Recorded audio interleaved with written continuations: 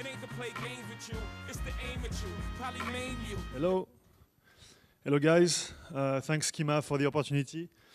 I'm very happy to be here because I work for an American company full of American and Brits, and for once, I'm not the only one speaking Franglish. So I respect that. That's a big change for me. I work at Facebook in London, and I manage the platform team in Europe. So it means that my team works with developers from France, the UK, Israel, Russia, developing apps on the Facebook platform. It can be apps on Facebook.com, like games. It can be apps on the web connected to Facebook, like Deezer, or it can be mobile apps connected to Facebook, like Spotify, for example. So we manage that ecosystem, and our mission is to make the ecosystem grow and to keep the ecosystem happy. So it's an interesting opportunity for me because I wanted to give you a full update on the Facebook platform and what has changed in the Facebook world. And as you can see here, and that's the Facebook revenues by sources, last 18 months. As you can see, 15 months ago, mobile represented 0% of our revenues. Facebook was not a mobile company. We had a lot of mobile users, but we were not making any money on mobile.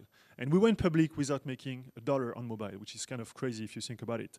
But the world has changed a lot in the last 18 months, and now mobile represents 50% of Facebook revenues. So what it means is that Facebook has changed a lot, the Facebook platform has changed a lot, and the partners we work with have also changed a lot. So I wanted to give you an opportunity and tell you how to make the best possible use of the Facebook platform. And I'm going to start by giving you a few European success stories that happen on the Facebook platform. First one is Candy Crush. Who plays this game? Okay, that's a very popular game, Candy Crush Saga. Developed by a company called King.com that has been in business for 10 years. And that's a company that 3 years ago, nobody wanted to buy for $50 million. Nobody. I know a lot of companies in the US, in Israel, who passed on the opportunity to buy King.com for $50 million. And at that time, the CEO said, well, I got some nice games. I'm going to put them on Facebook, just like these guys from Zynga, and see what happened. Next thing you know, he became the #1 gaming company in the world. 100 million people play this game every day. It's the biggest game in the world, top grossing app on Facebook, on iOS, and on Android. And so that company that nobody wanted to buy 3 years ago for 50 million is about to go public for 5 billion in the next quarter on the NASDAQ. And I like this story because it shows that when you have a good piece of IP, when you have a good application, if you put it on Facebook and on the Facebook platform, not just on Facebook.com, also on mobile, amazing things happen. Another company that I really love is Deezer. Do you have any Deezer people here? Okay. So Deezer, same thing. We started working with them 2 years ago when we launched the Open Graph, and since they started integrating the Facebook platform, and I will tell you what it means exactly, the company has been through a 10x growth. And every day, thanks to the nice integration of Facebook Connect, of the Open Graph, Facebook, the Share plugin, the company is getting between 60 and 70,000 new users for free every day. That's a lot of free traffic. Registered users on the web and on mobile. And on top of that, Deezer is also one of our top mobile advertisers. Another company that I really love, and I'm sorry for the mess up with the font, is Facetune, company in Israel, created 12 months ago. It's like Photoshop on mobile. If you need to put your best profile picture on Facebook or on Instagram, you need to retouch it a little, you use Facetune for that. It's a paid app. They launched 6 months ago. They started buying ads on Facebook. 100% of their marketing budget goes on Facebook on mobile. And they became, in a week, a top paid app in 40 countries worldwide. A company that was not in business a year ago, that launched the product 6 months ago out of Tel Aviv. Another company I love, French company, e-commerce, Rat.com, backed by Index Ventures. 100% of their marketing budget goes to Facebook, and the company is going through a hyper-growth phase right now.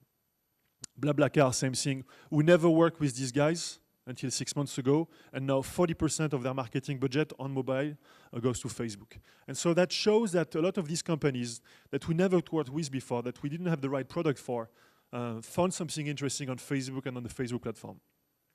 And as you know, mobile is clearly eating the world. What you can see here is the growth of PC sold versus smartphones and tablets. So clearly, there are more people using the internet and maybe using your apps on a smartphone or on a tablet than on a PC. So it means a lot for us. And so mobile is eating the world, but apps are eating the world. 80% of the time spent on mobile is spent on apps. And if we look even closer than that, Facebook and Instagram represent 27% of the time spent on mobile. Facebook alone is 24%. Instagram is 3%. I think Twitter is 2.5%. But that's the most important slide for me. Facebook and Instagram represent 20% of the time spent on mobile in the world. That was in Q1. And I think the average Facebook user goes back to Facebook 14 times a day. They open Facebook 14 times a day. That's a lot of engagement. That's a lot of time spent looking at the Facebook newsfeed. So when you know that Facebook represents 27% of the time spent on mobile, when you know that the average Facebook user goes back 14 times a day on Facebook in a newsfeed, the only question is, how do I get there? How do I show up on the newsfeed, on that place where a lot of people spend a lot of time? And so to do that, you need to use the Facebook platform. And that's the new value proposition of the Facebook platform. Build, grow, monetize. And I'm going to go quickly through each one of these pillars. So the first one is build. It's very easy. Build is that company we acquired, and I'm very happy to have the founder of that company here, Ilya. He's going to talk about his experience as an entrepreneur and a developer. But Parse makes it easy for mobile developers to build great cross-platform apps. It's backend as a service for developers, so you don't have to worry about the web, eventually having a web server, and you can just spend time on building your apps on mobile. So Parse is the build pillar. Parse is extremely important for us. It's a big priority for Facebook. And one of the reasons we came here with the Parse team is to engage with you guys and see who is using Parse. Do we have existing Parse users here? No? So that's a good opportunity. Another part of the build pillar is what we call Facebook login, which is something that helps you to remove the friction of creating an account on your mobile application and bring your real identity and your social graph when you're using an application. And a lot of apps are using Facebook login on mobile. Facebook Canvas, facebook.com, is also a nice place for gaming developers. Actually, we never had that many players and we never had that many payers than today. If I had to start a gaming company right now, putting games on Facebook would be a very good option because there are a lot of people playing games on Facebook every month. 260 million people play games on Facebook every month. That's a lot of players, a lot of payers, and as you know, King.com, Pretty Simple in Paris, or Wooga in Germany are doing a very, very good job with that. So that's still a very, very important place for gaming companies. And the good thing is that when you're big on Facebook, it's very easy to be big on mobile. All the top grossing games on mobile started on Facebook. Think of Candy Crush, Slotomania, Top 11, Jelly Splash. There's like a pattern, which is you start on Facebook and then you launch on mobile, and you become top grossing app across the board. The second pillar is the grow pillar. So many companies use that one. They integrate with the platform. You can see some of these apps here, but it's not a coincidence. 81% of the top 100 iOS apps and 70% of the top Android apps are somehow connected with Facebook or integrated the Facebook platform. And it's not a coincidence because it drives engagement, re-engagement, and ultimately monetization. You can use Facebook sharing, for example, Facebook login as mentioned, Facebook requests to invite people to join you inside a game or inside an application.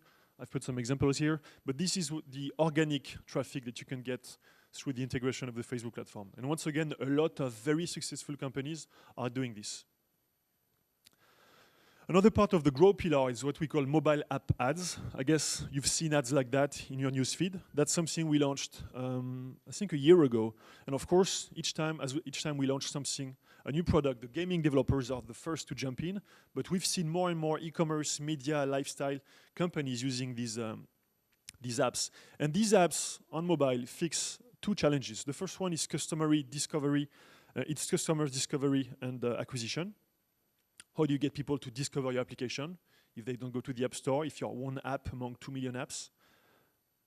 And the other one is re-engagement and retention. How do you get people to come back to your application? How do you get people to use the application again and ultimately drive engagement and monetization?